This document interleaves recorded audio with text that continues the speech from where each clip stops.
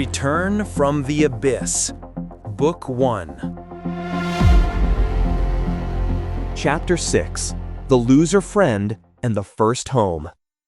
The room cost 2 silver pieces a week, highway robbery by any reasonable standard, but Kayden had learned in his brief time back in civilization that reasonable was a flexible concept when it came to pricing. The inn's owner, a grizzled man named Ulrich Brown, had quoted the price with a kind of finality that suggested negotiation would be both pointless and offensive. Kayden had paid without argument. He had the coin now. The guild had given him 10 gold pieces for the giant rat contract, a fortune by the standards of someone who'd spent a decade where currency consisted of things that won't kill you immediately and things that will.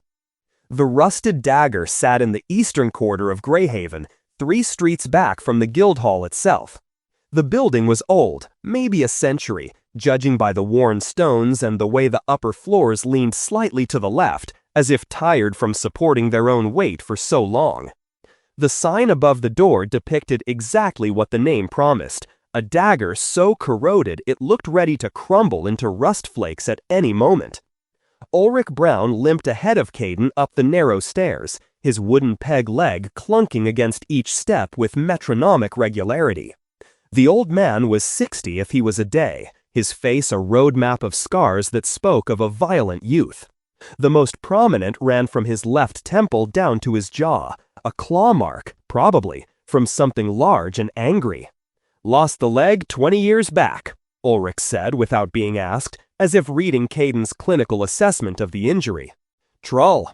Big bastard, even for a trull. Got me whole hunting party. I'm the only one who walked away."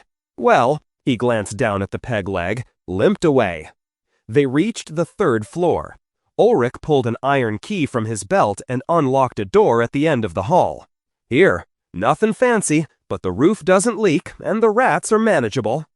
The room was small, maybe 3 meters by 4. A narrow bed with a straw mattress stood against one wall. A simple wooden table and chair occupied the opposite corner. A single window overlooked the street below, its glass so old it warped the view into something slightly dreamlike. The floorboards were worn smooth by decades of feet, and the walls were bare wood, darkened by age and smoke. It was the most luxurious shelter Kayden had seen in 10 years. "Privy's at the end of the hall," Ulrich continued. "Baths are 6th day and star day. Hot water costs extra. Common rooms got food from dawn to midnight, decent stew, bread that won't break your teeth, ale that won't blind you." He paused, studying Kayden with eyes that had seen their share of broken men. "You need anything else, you come find me. I don't ask questions, and I don't tolerate trouble. We clear?" "Clear," Kayden said. Ulrich nodded and left, his peg leg clunking back down the stairs. Alone, Kayden set his bone sword, still wrapped in cloth, against the wall near the bed. He approached the mattress slowly, as if it might attack. The concept of a bed, of deliberately making oneself vulnerable and horizontal for extended periods, felt fundamentally wrong after a decade of sleeping in defensive positions with a weapon always within reach. He sat on the edge. The mattress compressed under his weight, soft and yielding. His body rejected the sensation immediately. Too soft, too vulnerable. His back needed support, needed something solid. This felt like being swallowed. Kayden stood, grabbed the thin blanket from the bed, and moved to the corner farthest from the door.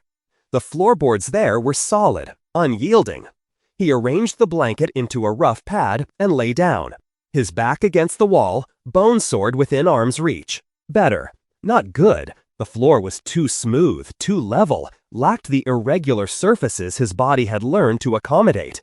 But better than the nightmare of the mattress.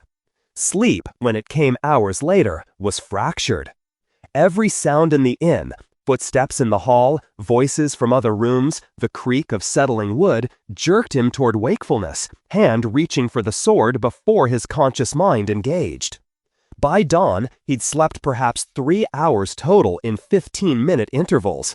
It would have to be enough. The common room of the Rusted Dagger occupied the entire ground floor, a sprawling space filled with mismatched tables and chairs that had probably been collected over decades.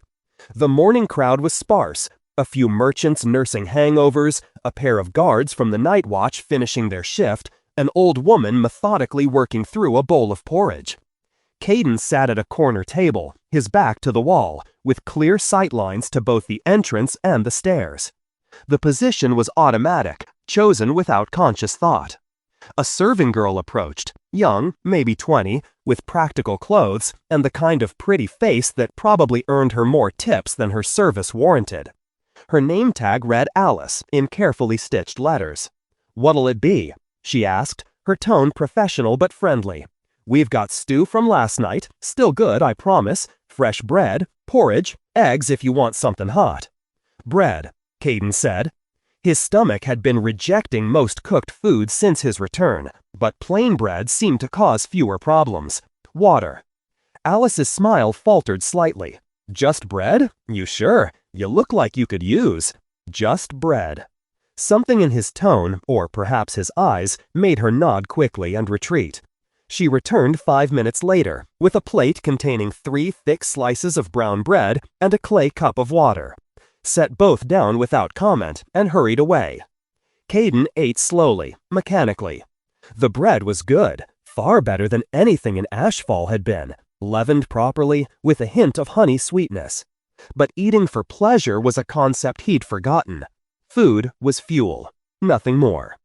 He was halfway through the second slice when the door burst open with enough force to make the hinges scream. Kayden's hand was on bone sword hilt before the door finished swinging.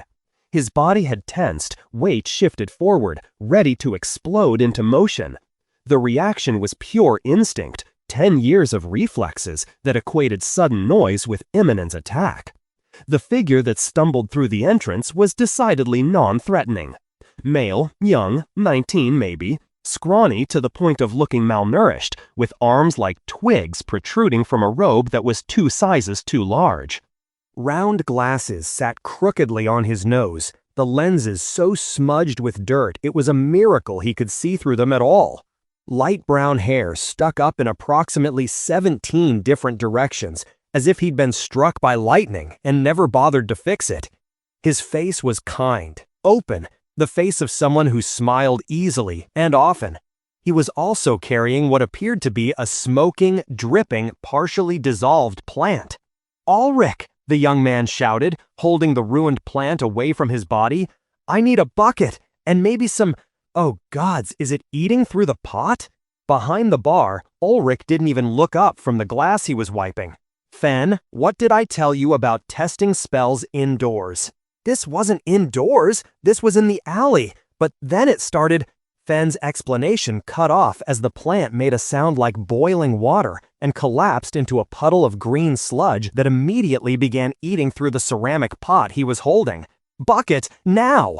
Ulrich sighed the sigh of a man who had endured this exact scenario too many times before, grabbed a bucket from behind the bar, and carried it over. Fen dumped the dissolving mess into the bucket, where it hissed and bubbled like acid. "Alice," Ulrich said without turning, "get the neutralizing powder from the supply room, the green bottle." On it, Alice vanished up the stairs. Fen pulled off his glasses and tried to clean them on his robe, which only succeeded in smearing the dirt more thoroughly.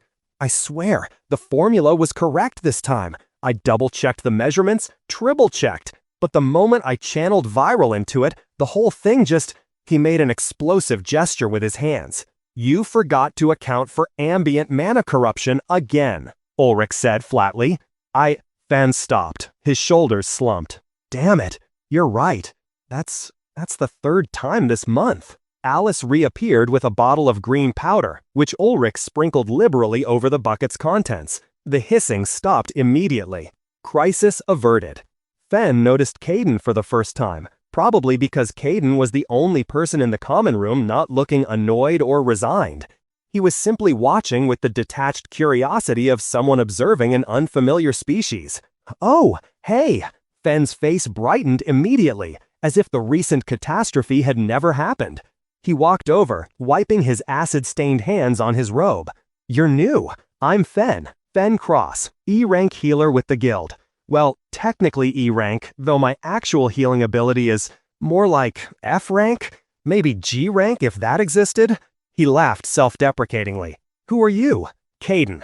"Kayden? Great name. Very, Fen seemed to search for a compliment. "Short, easy to remember. So, you're staying here, at the Rusted Dagger?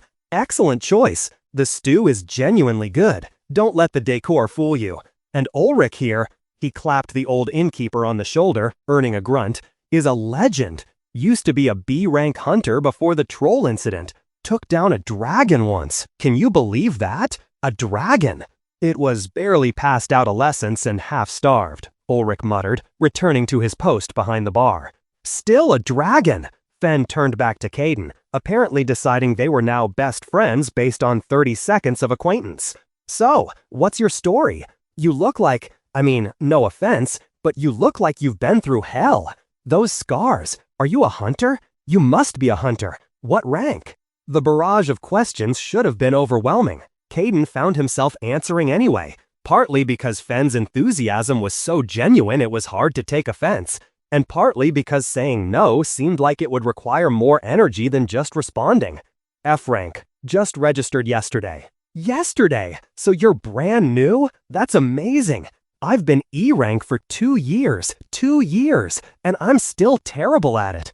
But you've got potential, I can tell. Those scars aren't from clumsy accidents like mine."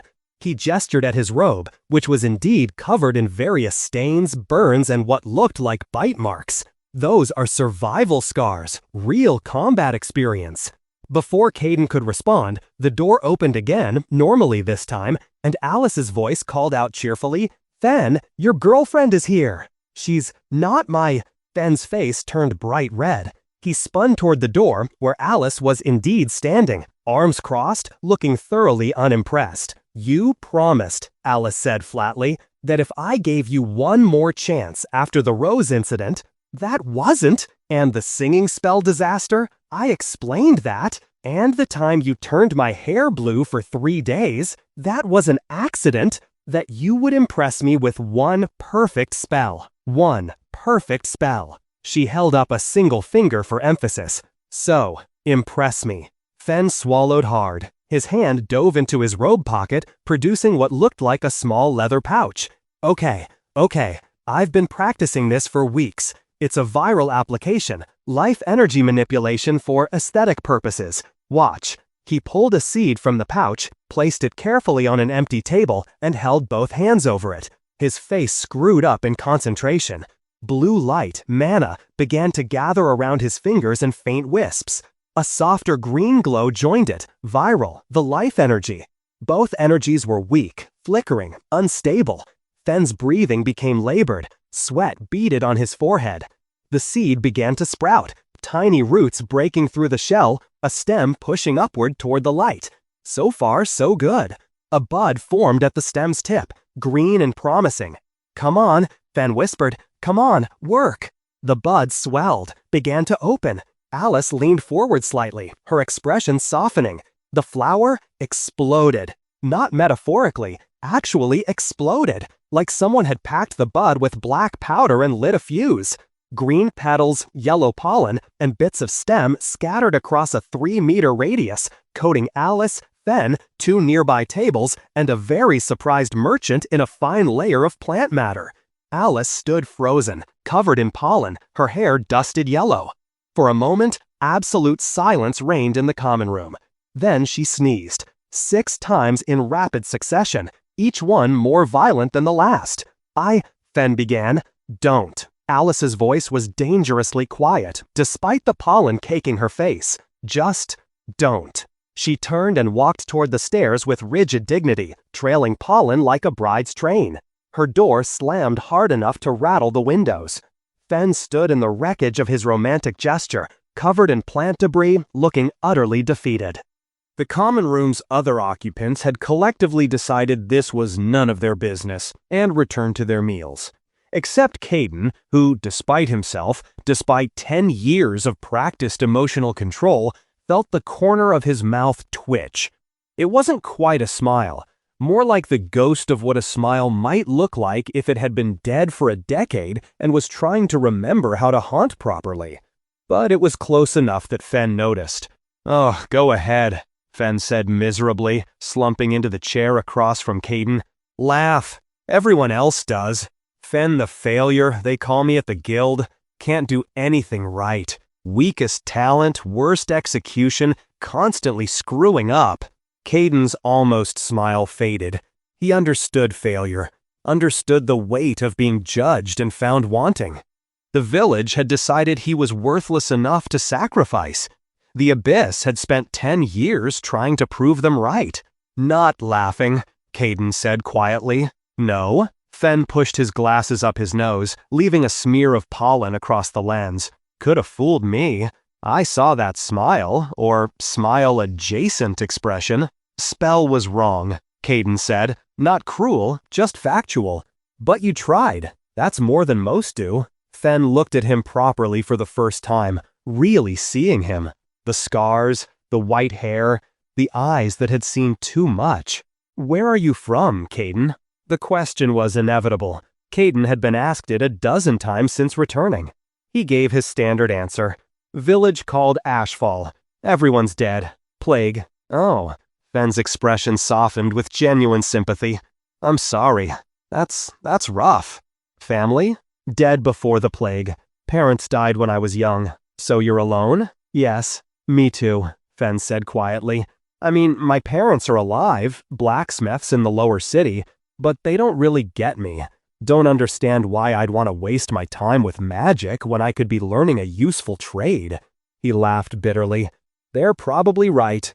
I've got just enough talent to get accepted into the guild, but not enough to actually be good at anything." Kayden considered this. In the Abyss, talent meant nothing. Survival meant everything. You adapted or you died. Fen was alive, which meant he'd adapted enough to survive in his own way, even if that way involved a lot of exploding flowers.